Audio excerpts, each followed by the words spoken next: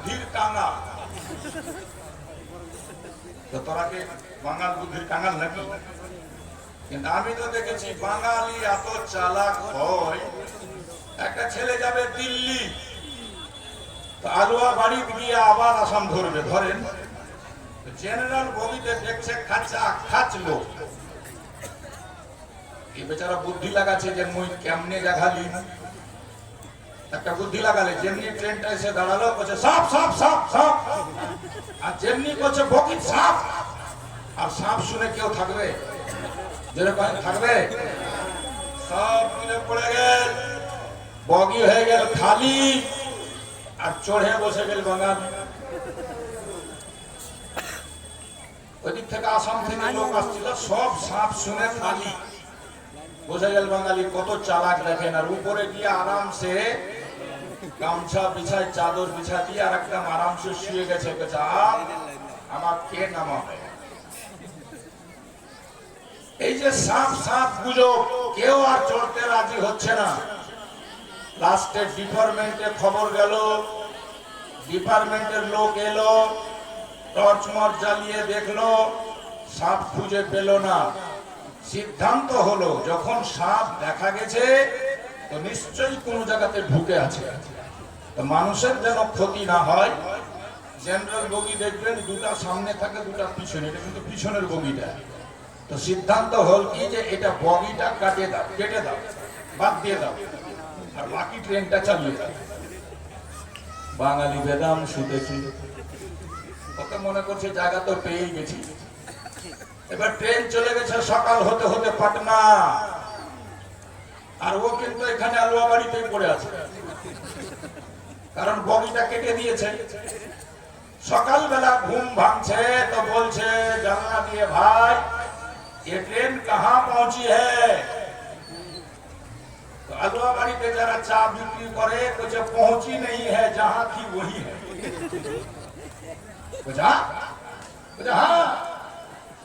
मुझे कमने की हो?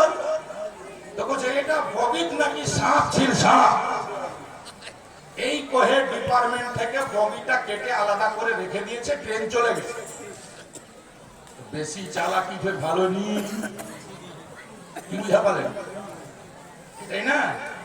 শোনো, এর আগেও মালিকা এসছি আমি, তখনকার মালিকা এখনকার মালিকা অনেক উন্নত। দোয়া করি আল্লাহ যেন বড় ঘর, বাড়ি আর গাড়ি আপনাদের দিয়ে ভরে দেয়। সকলে বলুন আল্লাহুম্মা আমিন। রোজিতে বরকত দেয়, রোজগারে বরকত দেয়। অনেকে অনেক রকম বাড়ি বানিয়েছেন, টাইলস দিয়ে, মার্বেল দিয়ে, সুন্দর সুন্দর করে। কিন্তু বলুন তো দাদা ভাই, দিল্লি বোম্বাই থেকে যেই বাড়িটা আপনি তৈরি করেছেন, আপনার মরার পরে কি আপনাকে বাড়িতে রাখা হবে? জোরে বলবেন হবে? কোথায় রাখা হবে? ওই বাঁশতলাতে, ওই গাছতলাতে, পুকুরের পাড়ে, ওই জঙ্গলে।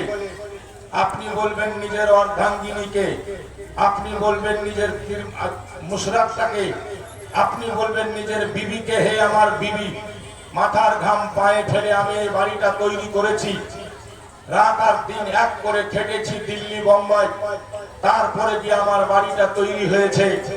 আমি যখন মরে যাব আমাকে ঘরের মধ্যেই রাখবা, আমাকে ঘরের বাইরে করো না। বাড়িওয়ালি বলবে তোমার কি দিমাগ দিমাগ ঠিক আছে? কেন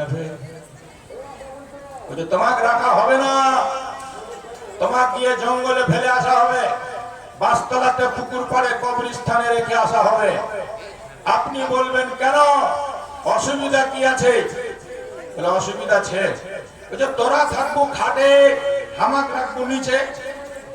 তো কবে না, হবে না। কেন? রাত 12টার পর যদি তুমি ভূত হয়ে দাঁড়িয়ে যাও। বুঝা পেলেন? কোথায় রাখবে? শুনুন, কবি বলছে,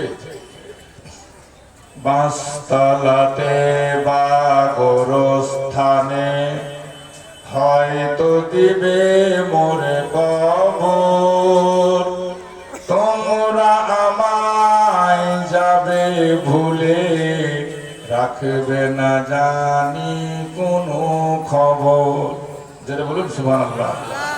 বাঁশ বাগানে বা গোরস্থানে হয়তো দিবে মোরে কবর। তোমরা আমায় যাবে ভুলে, রাখবে না জানি কোনো খবর।